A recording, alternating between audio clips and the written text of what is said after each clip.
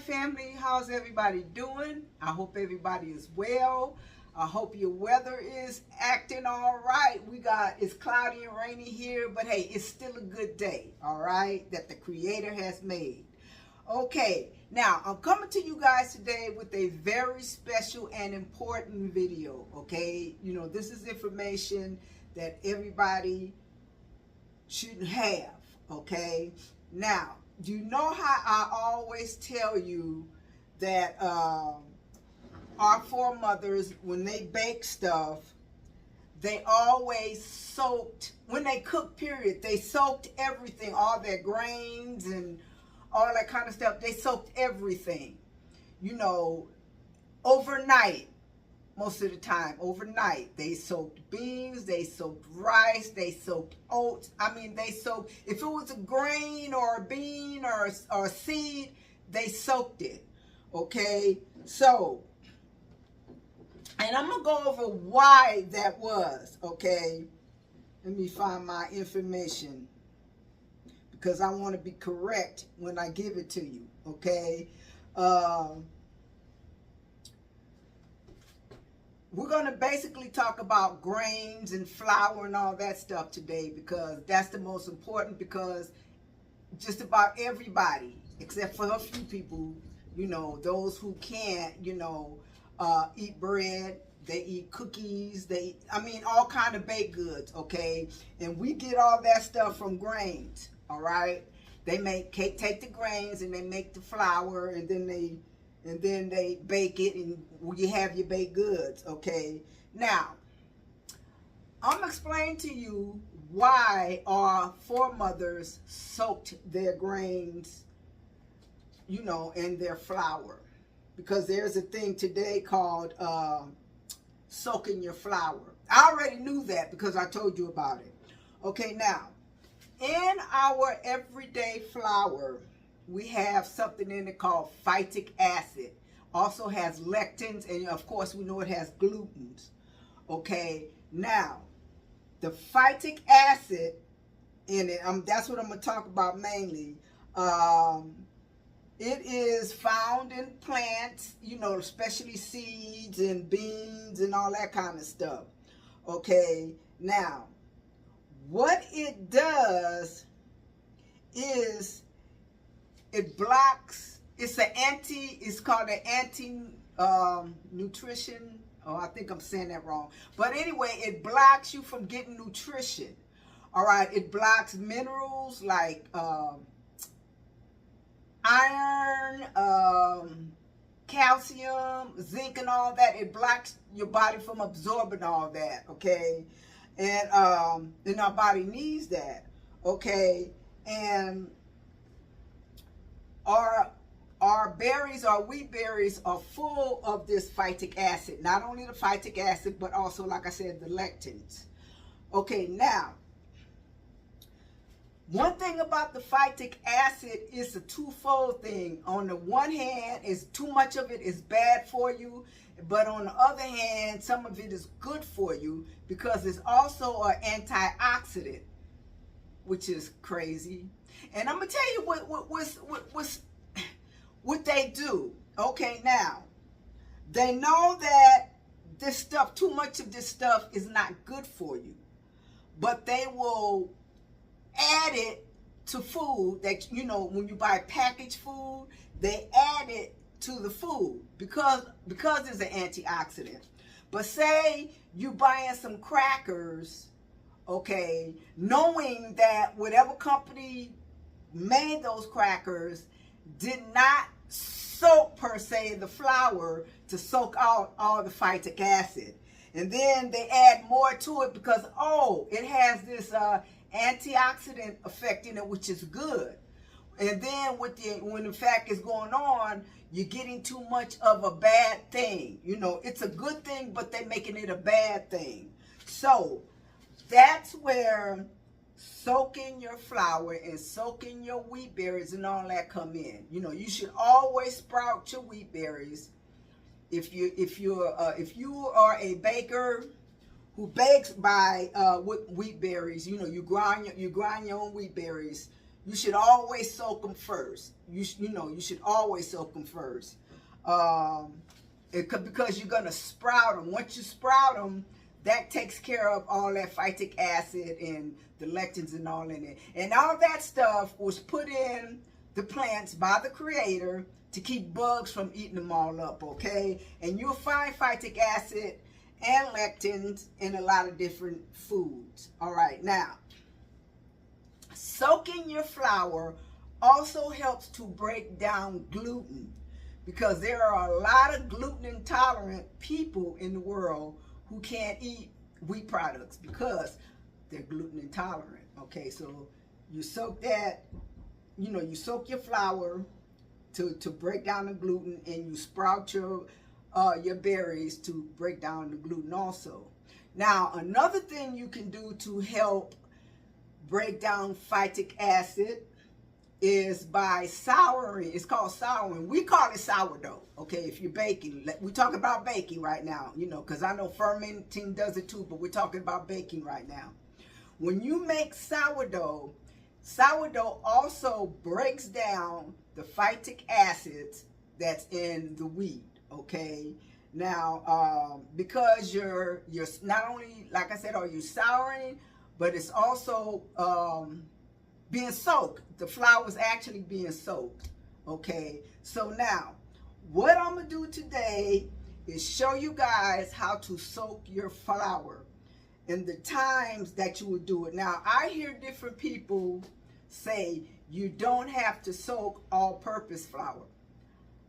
I totally disagree with that, because the majority of people who eat wheat eat all-purpose flour. Okay, that's what they buy. That's what their mama bought. That's what you go to the store and you buy, is all-purpose, and that's what people have a problem with. Yes, it has less of the phytic acid in it because of the germ is gone, and what's the other word? Well, anyway, when a wheat berry has this coating on it, and when you grind it, it goes into the flour, and that's where the problem is, in that germ and in that the other part. If I think about it, I'll say it. So that's why you definitely need to soak all whole wheat flour, okay, from at least 18 to 24 hours. Okay, now if you're gonna soak, do it with all-purpose. You do it like anywhere from 6 to 10. Yeah, from 6 to 10 hours. Okay, and that should cover that. Okay, today I'm going to soak. I got 2 cups right here. This is a whole wheat flour, just plain whole wheat flour. Okay, put that in there. I got 2 cups of that. All right, now I'm going to soak that with 2 cups of water, but in my water, I'm going to use apple cider vinegar. It's some of my homemade stuff right here, y'all. Okay. I'm going to put 2 tablespoons, because you put a tablespoon to every cup of water. Now, this is, you can use any kind of acidulated or a thing you can use. For those of you who are not plant-based, you can use buttermilk. You can use a yogurt, as long as it's a probiotic yogurt that got the live cultures in it. You can use buttermilk, yogurt. You can use kefir, or anything that's, like I said, that's acidulated. I'm gonna pour this in here. I'm gonna get my little dough whisk. Then I'm gonna bring this stuff together. Bran, that's the other word I was looking for. The bran and the germ that come off the wheat. I knew it would come to me. And yeah, that's all in whole wheat flour. Because see, what I want to make tomorrow, because this is going to have to soak. I'm going to let it soak the whole 24 hours. Then I'll be ready to use it after that. I want to make a banana bread.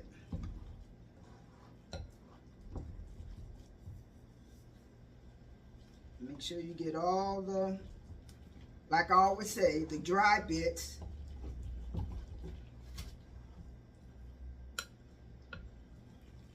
But yeah, learn how to, most of us know how to, about soaking beans, because they're full of lectins, and when you soak beans, that takes out a lot of the lectins.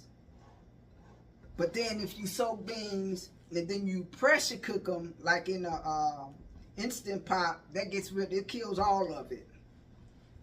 Okay, now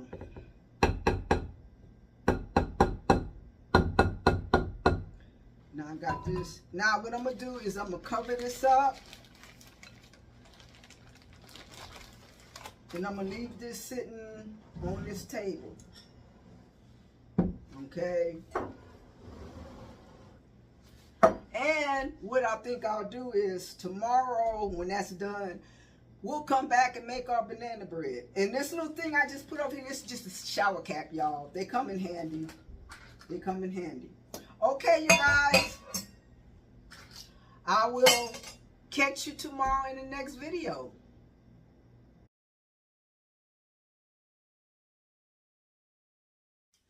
Okay, you guys. We are back the next day to finish up our washed, soaked flour, so we can make, I told you I was going to make a banana bread. I'm going to make a banana nut bread. Oh, my oven is preheated, it's done. Okay, now I have my flour, my soaked flour that we did yesterday, and yeah, we did yesterday. It's done.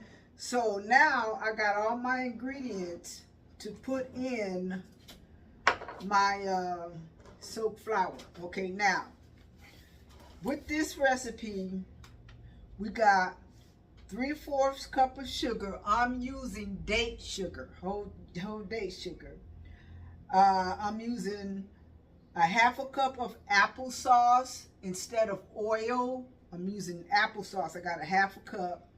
I didn't have none, so I made some right quick, you know. Then I have also 2 large ripe bananas. I have, okay, now I'm going to get this. The 1 cup of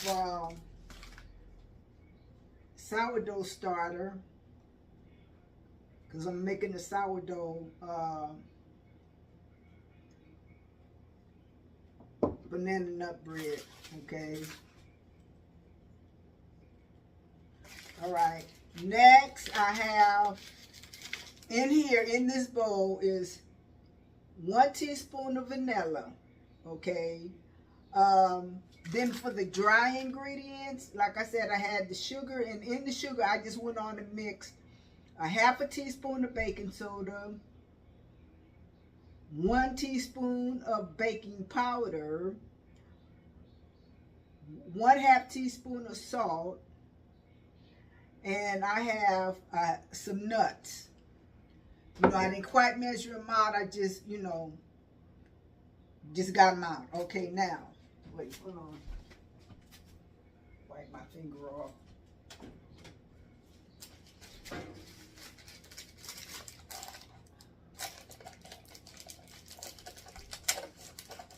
Okay, I think I need a bigger. No, it all fit. Okay, let's see.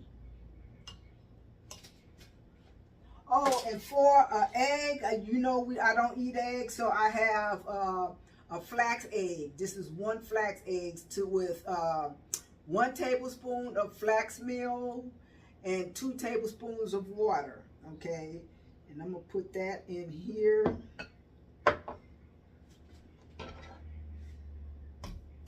With the wet ingredients. I basically can put all this in here because it's all wet. This is wet. my bananas and everything else. Did I say 1 teaspoon of vanilla? Because I put 1 teaspoon of vanilla in there too. Okay. This is the sourdough.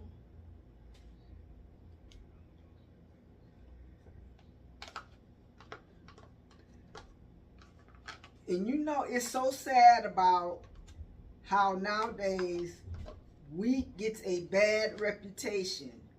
When it's really not the wheat that's the problem, it's us. Because by us becoming what I call microwave people, and I'm putting all my dry ingredients in, we've lost the know-how of our ancestors and how they did things. Because I remember this. I remember seeing things being soaked. I remember on packages, it used to say soak. I remember when at night, when they would fix oatmeal, they would put it in the pot with the water and sit it on the stove, and the next morning, you know, they would turn it on. Yeah, I remember all that. But somehow, like I said, we became a microwave society, and we got away from all that, thinking that the new way is better when the new way is not, okay? It's actually doing us harm. And then, like I was saying yesterday, how they add phytic acid to certain foods, because a lot of nuts, wait a minute, yeah, a lot of fruit, some fruits, some nuts, a lot of things have phytic acid in it, like I was saying. I should have had a list so I could read it off, but I don't have the list. Okay, now, they add, like I was trying to say, they add it to stuff when they're over giving it. Okay, now, I know they're probably adding it to store-bought bread when store-bought bread already has it in it, because you know the people ain't soaked the flour before they baked, you know. And then they put in extra gluten flour as a dough conditioner, when if you soak your flour, it automatically becomes conditioned. I mean, yeah, you condition it by soaking it. It gives it a better feel. Okay, I just put my nuts in.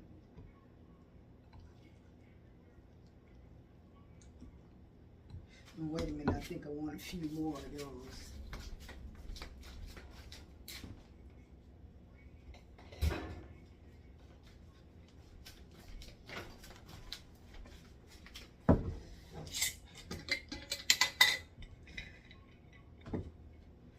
Break them up.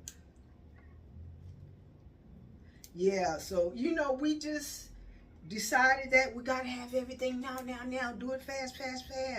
Well, I don't have time to do this. You got to make the time. You know, to make the best bread for your family, yes, it's going to take time when you're using the sourdough. Because you got to take your sourdough starter out the night before. You got to feed it. You got to leave it sitting on the counter. Then you mix your dough up before you go to bed. Stick it in the freezer. I mean, not the freezer, the refrigerator, and let it rise overnight. And you can actually leave that dough in the refrigerator, like if you're a working mother, till you get home from work. Yeah. And then you take it out.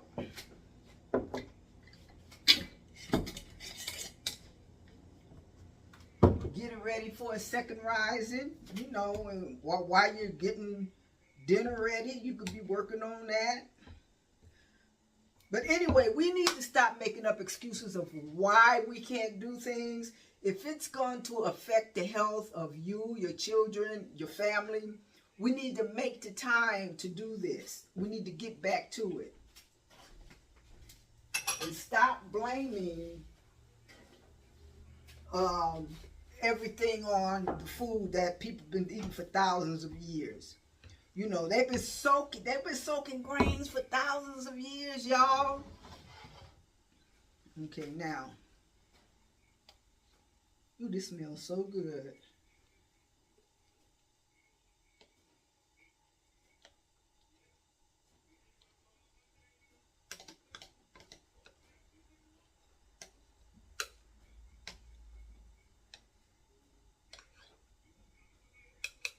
Let me get a spatula to get the rest of that out.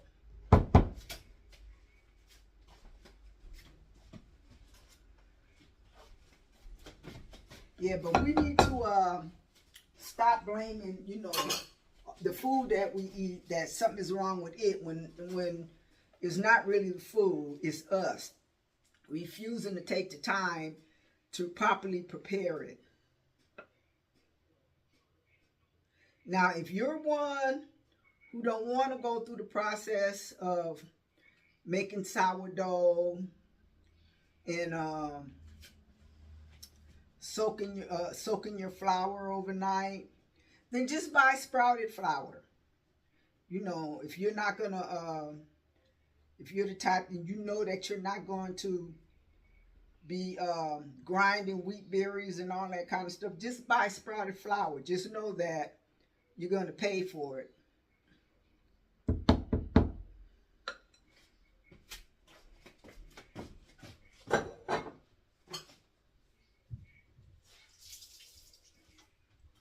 But, you know, it's worth it in the long run. Okay. All right, now I'm going to put this in the oven and bake it anywhere to, you know, for 45 minutes. I'm going to check it at 45 minutes. I might have to let it do an hour depending on my oven, because this is the first time I ever did this particular recipe. So, let's get it in the oven. Oh, shoot. Oh, man, I hope I didn't kill it. I think I did. I was drying some sourdough. I think I killed it because the oven was hot. Let's see. Oh, man, I'm going to have to start over. I was drying this out for somebody. I'm going to have to restart it all over. But that's all right. I got plenty of it, so it's not like it's a big thing. Okay, let me see. Oh, here it is. This is what I was looking for. Ouch. Okay.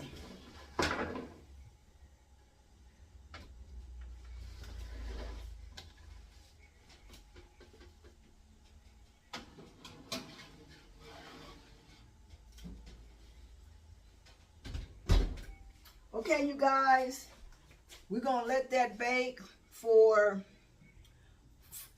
I'm going to set the timer for 45 minutes.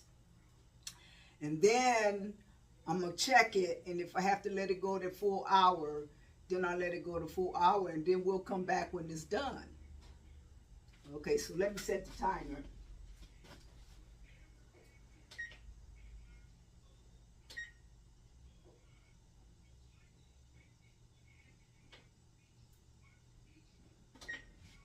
Okay, timer is set. We'll be back. Okay, you guys, we're back, and we got the banana nut bread out of the oven. I let this sit here for like 5 minutes so it'll cool down so I can get it out. Have to make sure that it's not really, let me see.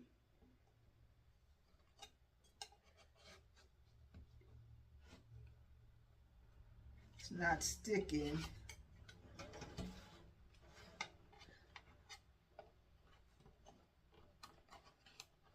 Okay.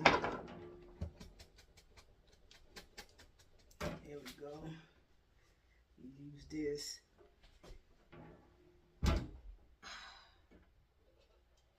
Whew. Okay.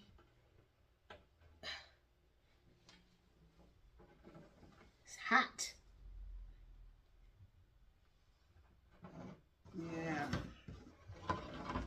pushed in the side when I stick this knife in. Anyway, I'll do it to you so you can see it.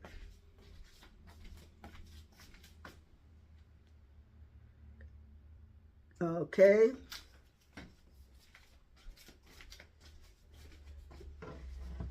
Banana nut bread. Now I have to let it cool.